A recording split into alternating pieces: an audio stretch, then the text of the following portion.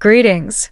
As you find yourself here, I invite you to take a seat on the sofa in your living room and pour yourself a refreshing glass of water. As you settle into bed, allow your body to unwind and immerse yourself in the story in the coziest manner imaginable. Greetings, I am Claire. I am 47 years of age and reside in the suburban area of Chicago. For almost 30 years, I have been married to Richard, a kind and diligent man, yet there exists a distance between us that only those who have shared a long marriage can truly comprehend. After more than 20 years together, I struggle to recall the last moment he reached for me out of desire, rather than routine. We don't engage in arguments, yet it's that persistent quietude that gradually sapped my energy. Since Richard's promotion and his increased work travels, the house has taken on a quieter atmosphere, lacking the presence of a man. Caleb, the son of Richard from an earlier marriage, came to stay for a time to cut down on college costs. At 22, he embodies youth and confidence, with a hint of recklessness, yet he remains surprisingly respectful and considerate.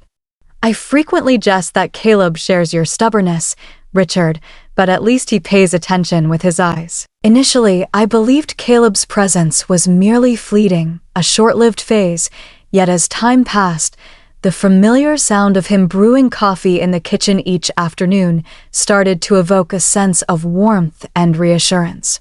Our conversations were sparse, yet occasionally, Caleb would inquire about books or films, or lend a silent hand in the garden, his presence speaking volumes without uttering a single word.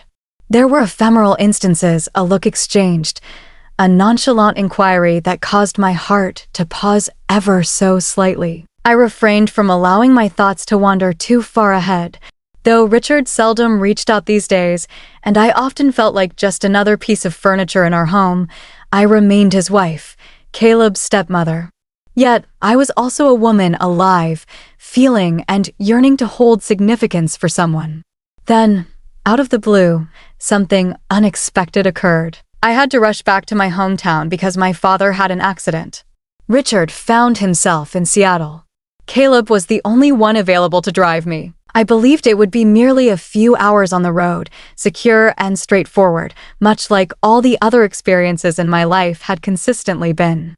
Yet, I misjudged the situation. Some journeys transcend the destination itself. It's all about the experiences that unfold during the journey.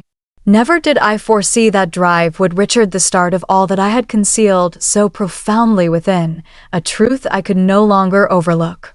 We departed just before noon, with the sunlight softly streaming through the trees in front of the house. As Caleb loaded the bags into the trunk, I settled into the passenger seat, gripping a bottle of water and stealing glances at his serene, contemplative expression. A gentle jazz melody floated through the air, the sort of music Richard often deemed melancholic, yet I found a certain charm in how it seemed to stretch time itself. "Are you all right?" Caleb inquired abruptly as we glided through the expansive suburbs. A straightforward inquiry, yet his tone resonated with genuine earnestness. I glanced at him, a mix of surprise and emotion washing over me. "I'm okay, just feeling a bit anxious about my father," I mentioned, then added, "I appreciate you being here with me." He smiled, as if I had little say in the matter, he joked, yet his eyes conveyed a different message, one of tenderness. The stillness of the roads and the strange intimacy enveloped us, creating a palpable shift in the air, gradual yet unmistakable. Approximately 3 hours into our journey, as we approached the town, the car unexpectedly jolted and halted on a desolate stretch of country road. The warning lights flashed a vivid red. Caleb muttered a curse and stepped outside to investigate. I stepped out as well, feeling a sense of unease. Following several unproductive phone calls, we were compelled to confront an uncomfortable reality. We would be passing the night at a quaint roadside and anticipating the arrival of a mechanic come morning. At check-in, the elderly woman at the front desk said softly, "There's just one double room left. I hope that's acceptable." I glanced at Caleb. He met my gaze, and for a moment, silence enveloped us. Silence enveloped the room.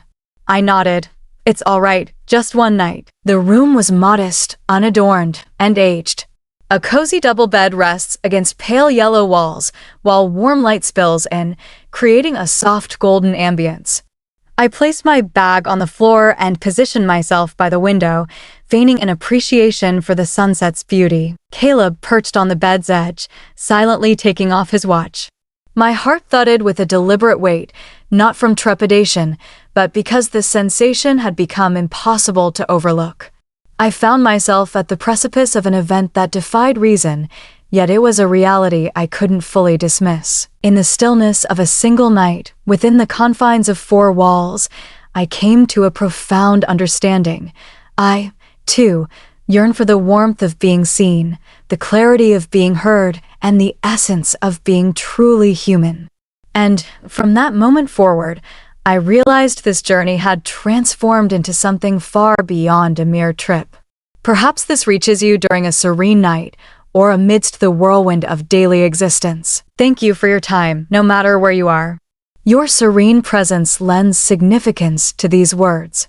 We encourage you to keep listening to the second part of the tale, the turning point, as we journey to Element's father's home. I emerged from the bathroom, a towel draped over my shoulder, ready for the evening, light enough to soak in the night's coolness. Caleb lay on the bed, turned away from me, his back facing my direction as he absent-mindedly scrolled through his phone, seemingly lost in thought. The room was enveloped in a profound silence, allowing me to catch every subtle noise of the aging air conditioner, while the wind gently whistled through the window frame. "Have you finished your shower?" Caleb inquired, his gaze fixed elsewhere. "Indeed," I responded, softly removing the towel from my hair, making an effort to maintain a composed tone. "The bathroom is available for your use. The hot water remains accessible." He straightened himself and placed the phone gently on the table. In that fleeting instant, our gazes intertwined. Without humor, without playful glances, merely a quiet stare, more profound than required. Both understood it, yet silence reigned among them. "Do you prefer to sleep on the left side or the right side?" Caleb inquired, gesturing towards the bed. A faint smile graced my lips. "I tend to favor the left side." He gave a slight nod before carrying his belongings into the bathroom. As the door clicked shut, a wave of relief washed over me. The atmosphere in the room felt increasingly dense, expanding with every fleeting moment.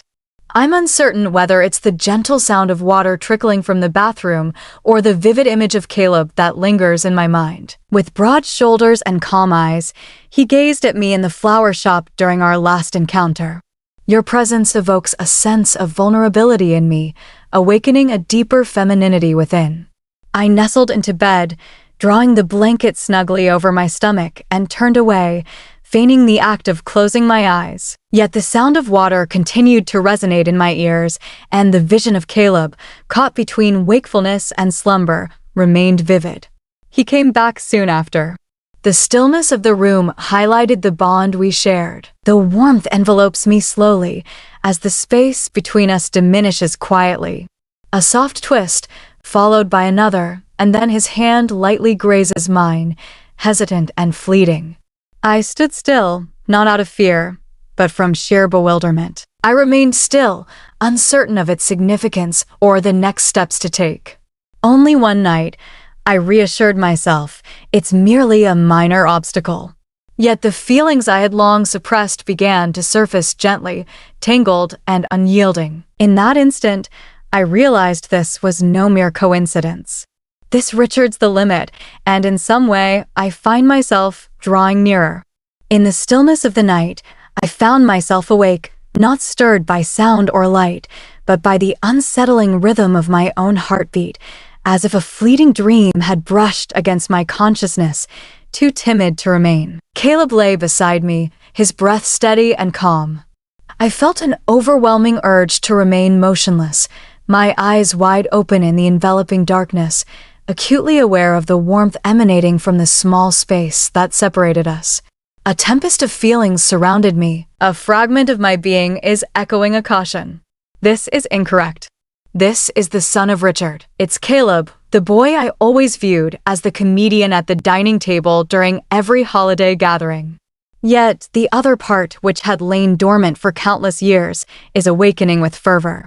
The recollection of this evening plays in my thoughts like a languidly unfolding movie. As Caleb emerged from the bathroom, his calm and quiet demeanor settled in my mind longer than it ought to have.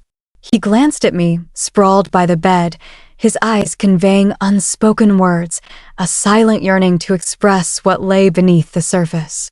That tentative caress, delicate as a whisper yet laden with an unmistakable significance.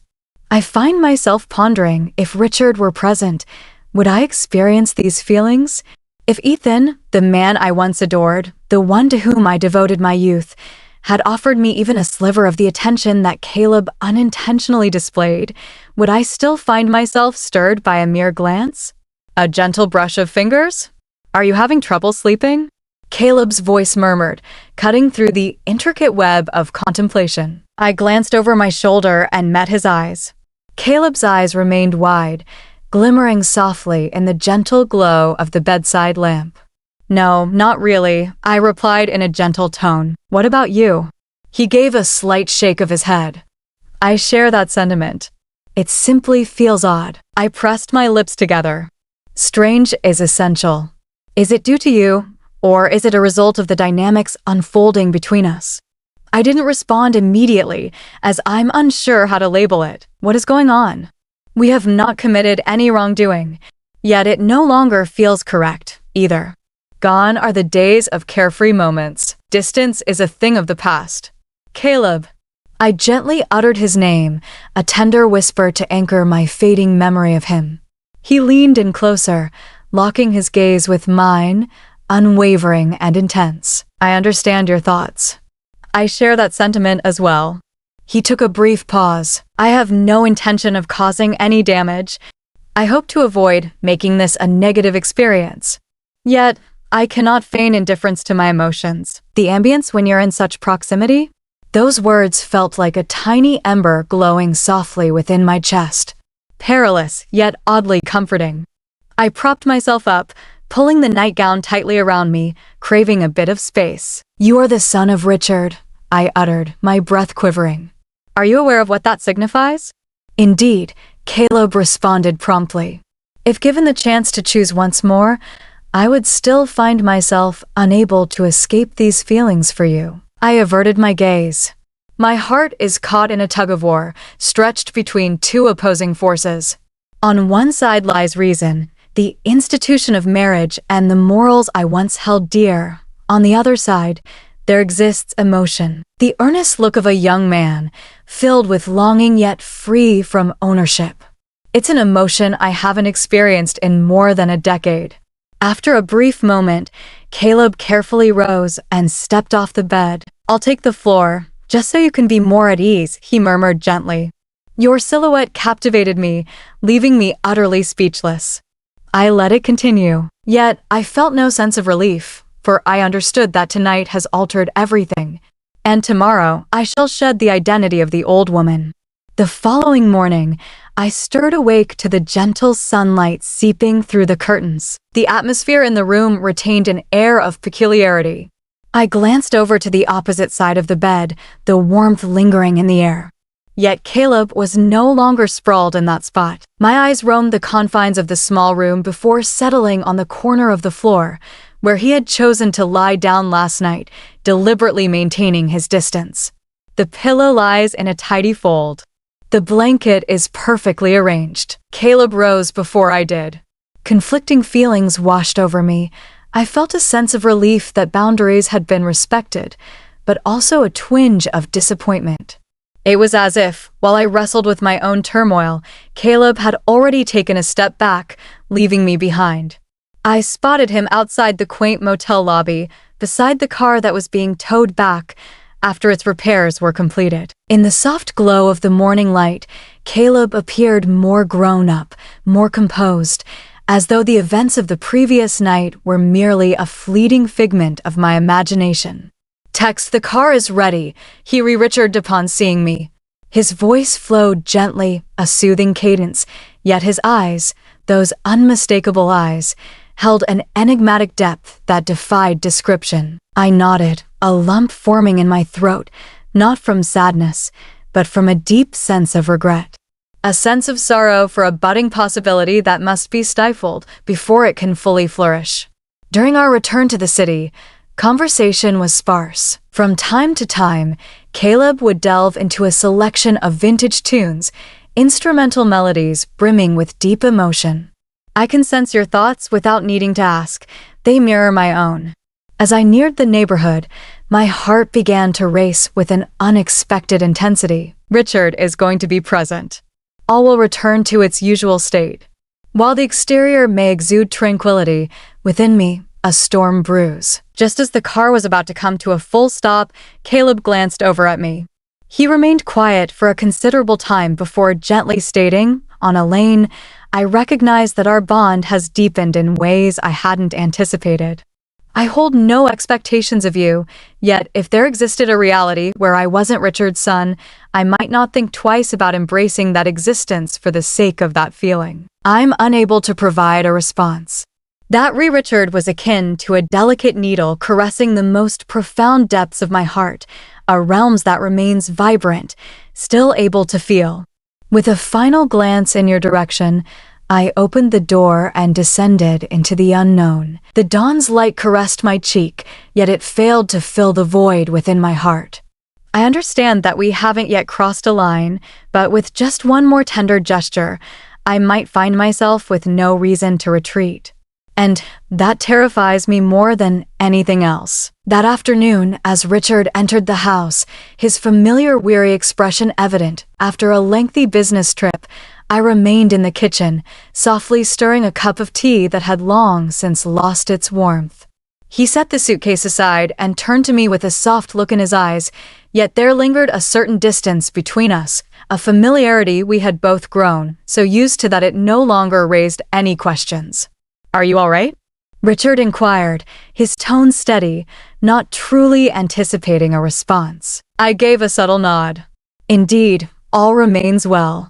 However, that is not the case, for ever since I departed from the motel that day, the instant Caleb gently spoke words I never expected to hear from someone so young, my heart has been irrevocably altered. A small crack exists, yet it is undeniably there. Richard was seated opposite me during dinner. He discussed the new client, lamented the awful food at the conference, and commented on the weather in Houston. I smiled and nodded at the appropriate times, responding with brief sentences as a matter of course, yet my thoughts wandered off to another place. I watched him from the shadows. This individual? The person who once meant the world to me? And perhaps it remains so, yet something has shifted. Not due to any transformation in Richard, but rather because I have glimpsed an alternate version of myself mirrored in Caleb's soft and longing eyes. A version awakened from slumber, longing to be acknowledged, to be experienced. That night, Richard drifted off to sleep in no time at all. As always, he faced away from me, his calm breaths resonating in the shadows. I remained motionless, my eyes wide and unblinking. My heart no longer pulses with fervor or unease, but instead resonates with an ever-deepening chill of void. I remember the final words Caleb spoke before our relationship ended. In another realm, perhaps life could unfold with ease, free from this burden, yet here we are, bound to our reality. This is our home. It's not a mere flirtation. It's the heartfelt expression of a genuine spirit, embracing love with all the boldness that youth can offer. I shut my eyes, attempting to banish the scenes that flickered past like a languid, distorted reel. Caleb's eyes met mine, his soft hand enveloping my own, his raspy voice filling the intimate space. I did not betray Richard, yet I am no longer the person I used to be before that journey. The quiet transformation fills me with dread, as I know that eventually I must confront the reality. My heart might have taken an alternate path. The following morning, a tender light filtered through the bedroom window, draping a warm golden hue across the aged wooden floor. I perched beside the bed, cradling a steaming cup of coffee, the comforting heat of the ceramic mug radiating through my fingertips as my thoughts drifted in the space between memories and an uncertain tomorrow. As is his custom, Richard sits on the porch, engrossed in the newspaper. He remains that man, contemplative, serene, steady, yet I find myself questioning whether I still embody that woman. A subtle yet profound change has taken root within me, forever altering my essence. From the instant I took my place beside Caleb's bed that night, I felt my heart begin to open just a little, not a break, but to find its breath. That afternoon, as Richard stepped out to reconnect with an old friend, I lingered before the mirror, not to revel in my appearance, but to gain a deeper understanding of the woman who met my gaze. Some features have shifted, a more tranquil expression, yet profound, indicative of someone who has recently traversed a quietly but deeply emotional landscape. I opened the drawer and retrieved a neatly folded piece of paper, the message Caleb had left before we went our separate ways at the bus station. Even amidst the chaos, a simple, tender gesture can spark a profound awakening in someone. If you find yourself in need of a listening ear, even if it's just in quietude, I remain here for you. I'm uncertain about what to do with that piece of paper. Hold on to it, discard it, convey a message, or let it rest eternally in the drawer, akin to a memory that deserves preservation rather than being forgotten. As the evening settled in, Richard came back while I tended to the plants in the garden. He approached and offered me a delicate sprig of lavender he had picked up from the roadside flower shop. "It seems to fit you perfectly," he said with a smile. I accept it, not with a smile, but within my heart, it felt as though a tranquil lake had been suddenly disturbed by waves. Perhaps by tomorrow, Caleb's gaze will slip from my memory. Perhaps I will opt for a life of stability and safety, embodying the ideal wife, the woman who masters her emotions with grace. Perhaps I will take a small step towards liberation, not for Caleb, but for my own sake. I'm still uncertain. For the first time in many years, I truly feel alive. And maybe that particular aspect serves as the genuine foundation for any subsequent decision. If you've journeyed alongside Claire to reach these concluding words, I extend my heartfelt gratitude to you. This narrative transcends mere transient feelings. It's a soft murmur of coming to life. The manner in which a woman, appearing composed, can still reach into the profoundest depths of her soul. If you've ever found a reflection of yourself in Claire's serene eyes, in that moment of stillness between obligation and the yearning for authenticity, feel free to leave a comment, share your reflections, your inquiries, or even your personal narrative.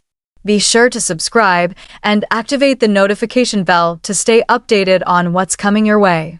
Daily narratives woven with richness and attention, where feelings are always profound. Your support fuels our passion, enabling us to continue sharing these narratives that resonate deeply with the heart. Join a community that hears, comprehends, and bravely confronts the depths within.